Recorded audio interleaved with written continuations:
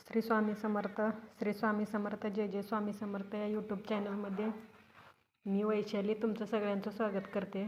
तर आजपासून झाली सकाळची शाळा चालू आणि लेकरं सकाळ सकाळ लवकर गेले. ते 7:45ला शाळा भरते. बसनं जायला 6:30ला घरातनं हलवून गेले. ते मी पण आज लवकर उठली 5 वाजता. त्यांचं आवरून दिलं. सकाळ सकाळ त्यांनी काय घरात खाल्लं नाही, नुसतं चहा दूध पिऊन गेले. ते म्हणून डब्याला चपाती भाजी करून दिली आणि तिथून झालं माझं काम चालू. आता चाललो आहे आम्ही रानात. तर आजपासून आमचं 2 महिने असंच घाई गडबडी, दोघांच्या मागंच सगळं काम पडलं आज. तर इथून 2 महिने आता आम्हा दोघालाच सगळं करायचं आहे. काय झालं आहे? मांजराची पिल्ली लागलीत वरडायला आणि ही मांजर त्याची आई आहे, चालले त्यांच्या पिल्लाकडं.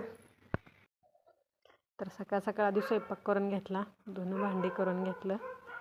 आता आमचं बी रानात जायचं टाईम झालं, त्यामुळं जनावरांचं आवरलं त्यांनी, मी आवरलं माझं स्वयंपाक धुणं भांडी. आता फक्त राहिले शिरडान खालचं झाडून काढायचं. हे आपलं लिंबूचं झाड आहे. ह्याला तर काय ह्या वर्षी आता उन्हाळ्यात लिंब येतील असं वाटत नाही, त्याच्यामुळं अजून ह्याला कुठं फुलंच दिसत नाही. आत्ता फुटवा फुटला आहे. ते कढीपत्त्याचं झाड आहे, तो तुळशीचं. तर आता राहिले फक्त शिरडान खालचं झाडून काढायचं. ते झाडायचं आहे. आमच्या बी रानात जायचं टाईम झाले, रानात जायचं आहे. काय आलं जायलाच लागते. असं लोटून थोडं शेरडं रात्रभर आत बांधलेली असते ती लांडग्याच्या भीतीनं बाहेर आत शेडमध्ये. ते झाडून ठेवलं का दिवसभर हडकते, संध्याकाळी अजून परत आत बांधा येते ते, म्हणून सकाळच झाडून ठेवायचं, दिवसभर हडकते. हे शेरडांसाठीच केलेलं आहे. तर आजपासून सकाळची शाळा चालू झाली म्हणून इतकी धावपळ झाली. सकाळी लवकर उठले 5 वाजता. हे उठायचं आता दररोज. आता इथनं सुट्टी लागेपर्यंत असंच काम, लवकर उठायचं, त्यांचं आवरून द्यायचं, मग आपलं आवरायचं. काम दोघांनाच पडणार. आता दोघांची लय वडाताण होते. इथनं पोर असली घरात म्हणजे काहीतरी करू लागते. ते भांडी घासते पोरगी, पोरगं जनावरांचं काहीतरी करू लागतं. त्याच्यामुळं आता दोघांची लय वडाताण होणार आहे. ते असं लुटून ठेवले. ते इथं ढीग लावला आहे.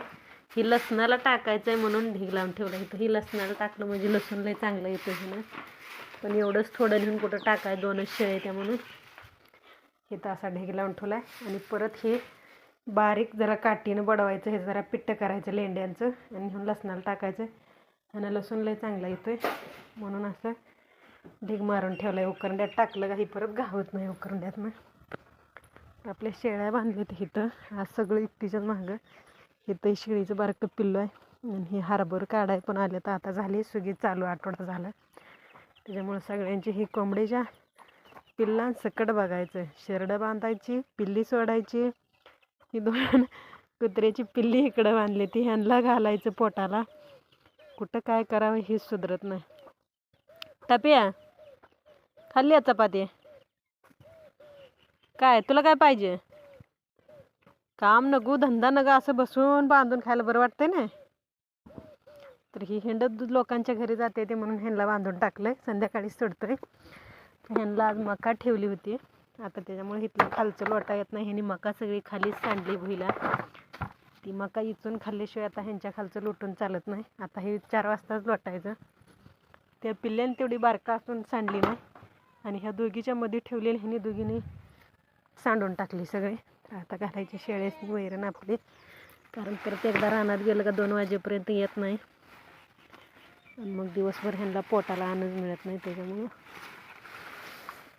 वैरण घालूनच गेलं का एकदा मग दिवसभर त्यांना दुपारी अलगच काहीतरी टाकलं तर चालतंय. ती मका खावा इथून, हे खाव, दिवसभर वैरण नाही परत तुम्हाला. आता आज सर तिकडं. तर असं असतं शेतकऱ्यांचं. शेरडं, म्हसरं, गया, कोंबड्या, पिल्ली, कुत्री, मांजरं, कुठलं बघायचं आणि कुठलं सोडायचं. त्यांना मोकळा टाईमच मिळत नाही.